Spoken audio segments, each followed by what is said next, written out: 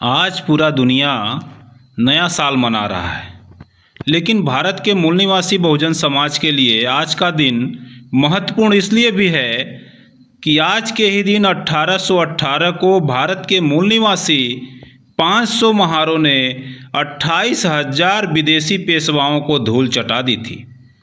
11 मार्च सन 1689 को पेशवाओं ने हमारे संभाजी महाराज को खत्म करके उनके शरीर के अनगिनत टुकड़े कर तुलापुर नदी में फेंक दिए थे और कहा कि जो भी इनको हाथ लगाएगा उसका कत्ल कर दिया जाएगा। काफ़ी समय तक कोई भी आगे नहीं आया, पर महार जात के एक पहलवान ने हिम्मत दिखाई और आगे आया, जिसका नाम गणपत पहलवान था। वह संभाजी महाराज के सारे शरीर के हिस्सों को इकट्ठा करके अपने घर लाया और उसकी सिलाई करके मुखाग्नि दी। संभाजी महाराज की समाधि आज भी उसी महारवाड़े इलाके में स्थित है।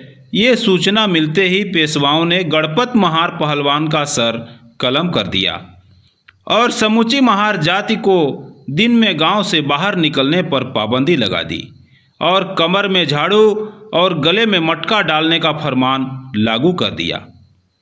पूरे पुणे शहर में यह खबर फैला दी कि गणपत महार पहलवान देवतुल्य हो गया है, इसलिए वो भगवान की भेंट चढ़ गया।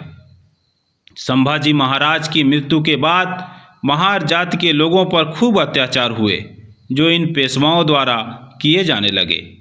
महार जाति शुरू से ही मार्शल जाति थी, पर पेशवाओं ने अब इन लोगों पर मार्शल लॉ सेना में लड़ने पर रोक लगा दिया था।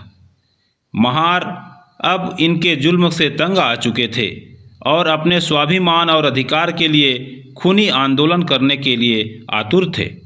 उस दौरान अंग्रेज भारत में आए ही थे, पर वो पेशवाओं की बलशाली सेना पर विजय नहीं कर पा रहे थे।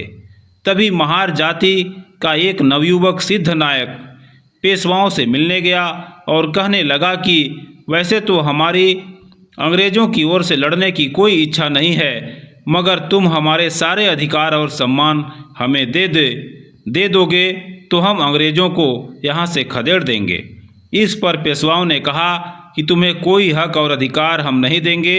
यह सुनते ही सिद्ध नायक ने पेशवाओं को चेतावनी देते हुए कहा कि अब तुमने अपनी मृत्यु को स्वयं ही निमंत्रण दे दिया है और अब तुम्हें कोई नहीं बचा सकता। अब हम रणभूमि में ही मिलेंगे। अब सिद्धनाग अंग्रेज़ों से मिला और उनसे कहने लगा कि तुम हमें अपने अधिकार और सम्मान लौटा दो तो हम आपकी तरफ से इन पेशवाओं से लड़ने के लिए तैयार हैं। अंग्रेज़ों ने सिद्धनाग की बात मानकर सिद्धनाग 500 महार सैनिकों के साथ संभाजी महाराज की समाधि पर जाता है और महाराज की समाधि को नमन करते हुए शपथ लेता है कि हम संभाजी महाराज के खून का बदला जरूर लेंगे। और उसके बाद 7 दिन तक चले युद्ध में भूखे प्यासे रहकर महारों के 500 सूरवीरों ने पेशवाओं के 28,000 सैनिकों के टुकड़े टुकड़े करके उनको नेस्तनाबूद कर दिया। वो दिन था 1 जनवरी 1818 का, इसलिए यह दिन शौर्य दिवस के नाम से जाना जाता है।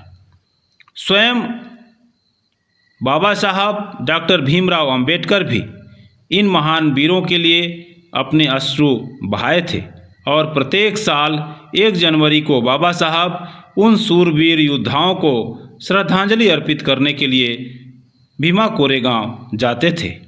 तो आओ हम भी याद करें उन महान वीर सपूतों को, योद्धाओं को, जिन्होंने हमारे हक अधिकारों के लिए इतनी बड़ी लड़ाई लड़ी। इस लड़ाई में महार के अलावा अन्य मूल निवासी जातियों के लोग भी सम्मिलित थे, जिनके नाम उस स्तंभ पर अंकित हैं। तो साथियों, आज का दिन सूरवीरों के नाम गौरव गाथा करता भीमा कोरेगांव का महान स्तंभ, उस महान स्तंभ पर लिखे तमाम सूरवीरों के नाम और उनको सादर सैल्यूट करते हुए, नमन करते हुए अपनी बात यहीं पर समाप्त करते हैं। धन्यवाद। आप सभी का बहुत बहुत आभार।